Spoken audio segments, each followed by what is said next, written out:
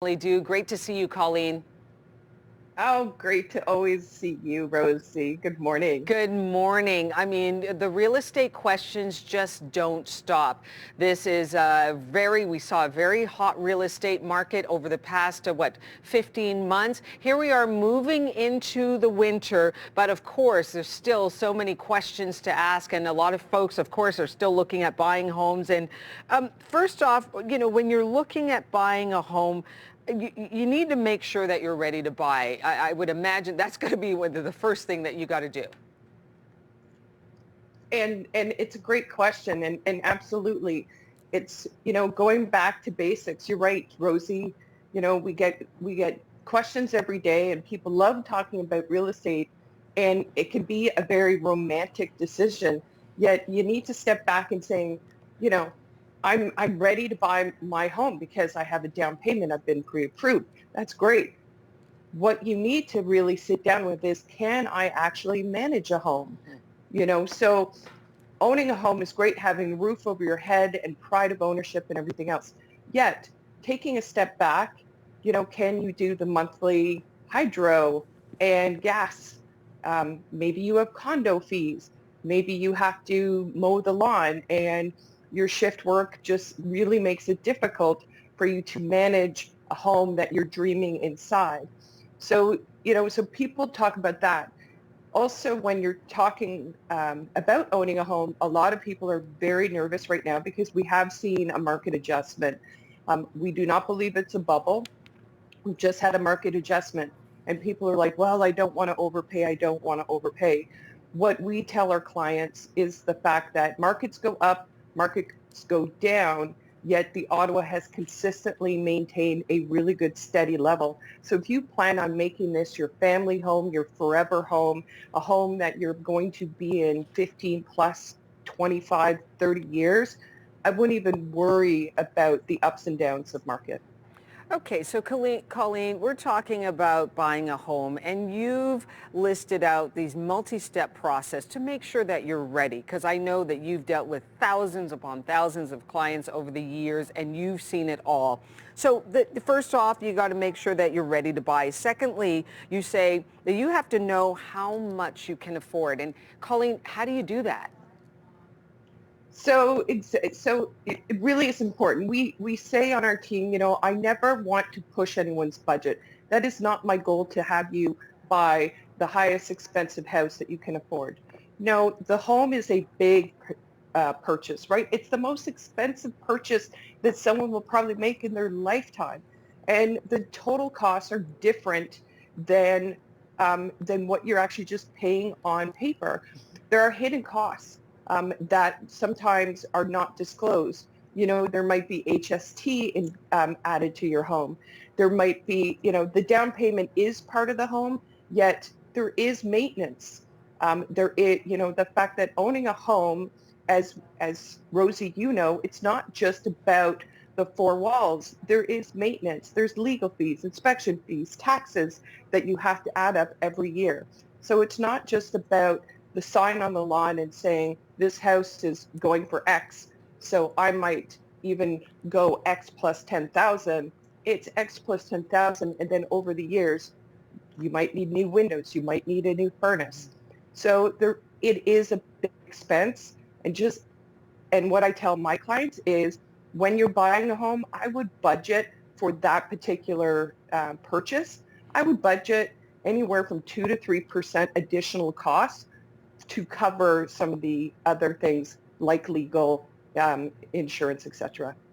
We are going to continue our conversation with Colleen Lyle of Colleen Lyle Real Estate. All your real estate questions can be answered. Send us your questions. You can see the information right there, ctv.morning at ctv.ca.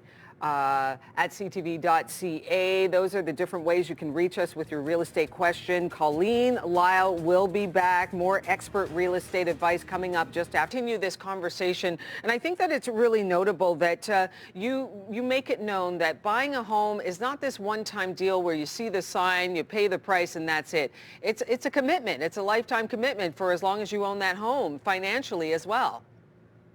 Yeah, absolutely. And we stay, the one thing that we pride ourselves for any of my clients who watch, and I know the station knows us very well, that we pride ourselves in educating our buyers to the highest degree. We don't believe in just getting the sale. We want to educate them and be able to be an advisor, not a salesperson. So that's even why I'm here today. I'm teaching at a conference. So that's the most important thing. It is important. So we talked about the different steps that you need to take in order to buy a home. First, you talked about make sure that you're ready, how much, and then talking about how much you can afford. Now, let's get into what to buy. You know, do you want a Yeah. cottage, a townhome, and how do you help your clients determine what it is that they want to buy, what kind of real estate they want? I love that question, actually. The biggest thing is that I sit down with my clients, and this is, Rosie, as you said, buying a home is not a 1 or 2 year plan unless you're planning on making it an investment. We are finding more younger people are getting into investment homes, so they're buying small condos, tiny townhomes, and they know that in about 2 to 3 years they might move on to a significant other or what have you, and they're going to keep that home for an investment. And I love talking about investment. Yet when we're talking about raising your family, I really sit down with my clients and say, what does 5 years look like? Because I want to know what your plan is. So let's talk about it. You know, I've got clients who want to live in the Westboro urban areas because they like the big city. They don't care about having, let's say, an attached garage. They want to be able to walk to the bakery and the stores and the bars and the restaurants and just have that kind of lifestyle. Then there are other people who really want just the white picket fence.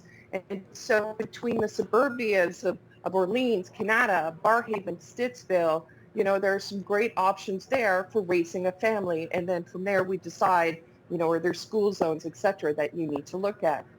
And then, of course, some people really like kind of the smaller towns. I believe it was just before COVID, Rosie, we talked about the fact that some of the smaller towns surrounding, and we have a great Ottawa area that have some fabulous small towns. Those are actually in really high demand, even over something like the Glebe, because people are loving, they get a lot of bang for the buck, they get a big yard. So we're looking at Carleton Place, Almont, Arnprior, Calabogie. We're looking in Kempville. Are you willing to look at those smaller towns? And then lastly, but definitely not least, is can you consider rural? I myself live slightly rurally, and so I can walk my clients through. Are you willing to live on a well and septic? It's not that painful. You just have to change your habits slightly bit, right? Slightly a bit. So you have to look at all those components. There are a lot of things to look at, and it's great when you have somebody to point out those components, as you mentioned, urban, rural, and midway through there. So there's a lot to talk about. We are going to continue this conversation with Colleen Lyle. And next, Colleen, we've got a couple of questions for you. So this is from Mark, and Mark asks, 1 week before closing and buyers are nowhere to be found. What are the options? Colleen. Okay, Mark. So this is where I go, yikes, and kind of step back a little bit. First and foremost, Mark, I'm going to be presumptuous and say that you used a realtor. This is one of the arguments that I use all the time, why you need a realtor. Your realtor should be in contact with the other real estate agent. And that is why we work behind the scenes harder than a lot of people realize, in the fact that we get people together. Now, if you are 1 week before closing, your lawyer also should be after the other lawyer. And lawyers, can get, very busy and do their thing behind the scenes. And you should be on the phone with your lawyer saying, what's going on? We're 1 week before closing. I hope that you have a deposit. And the option is, if they disappear, you definitely have argument to hold their deposit for security, and then you'll have to go back on the market. You should be calling your realtor. You should be calling your lawyer and I'm sorry this happened to you. It sounds like a little bit of a mess. And this is why we caution people not selling their homes on their own, because often this happens when you do private sales. Colleen, I would imagine this is a very emotional time, which is why you would need a real estate agent to calm your nerves and to let the professionals take care of a very Absolutely. scary and emotional situation. Absolutely. And definitely their lawyer, if you haven't heard from your lawyer, your lawyer needs to be on this now. After the show, Mark, pick up the phone, call your lawyer. All right, another question coming in. Mary asks, what percentage difference can I expect for a home without updated bathroom, kitchen, or finished basement? That's a great question, Mary. A lot of people, when they're out looking at homes, they're like, well, I'm going to compare this one and this one.